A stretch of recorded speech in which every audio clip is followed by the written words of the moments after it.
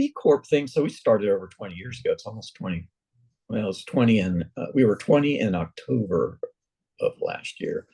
Okay. So we're working on 21. But the B Corp, we started that certification process a little over 2 years ago. It takes a long time. What I'll phrase it in the way kind of the B Corp people did. So we started out with our basic principles, and they were all wholly consistent with basically the view that the B Corp has, although we didn't have a net zero, mindset burned in our heads about net zero. Carbon net zero is a huge thing for B Corps. And as a professional services firm, it's kind of like, we have a really small footprint, especially if we're not getting on planes every week. And so I wouldn't say we had that, but all the other things about treating your customer, thinking about the community, being engaged in community, treating your employees really well. We had all that 20 years ago.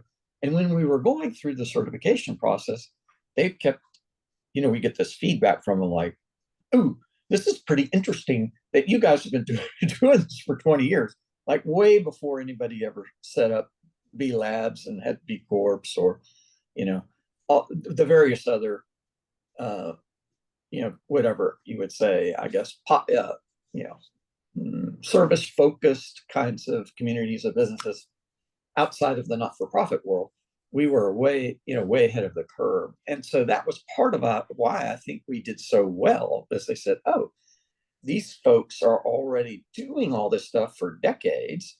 Yeah, they can do things better. And, we know there's always things we can do better, but they kind of already are on this track. And so we had a really good score, to qualify, which was, Right. it was very satisfying, right?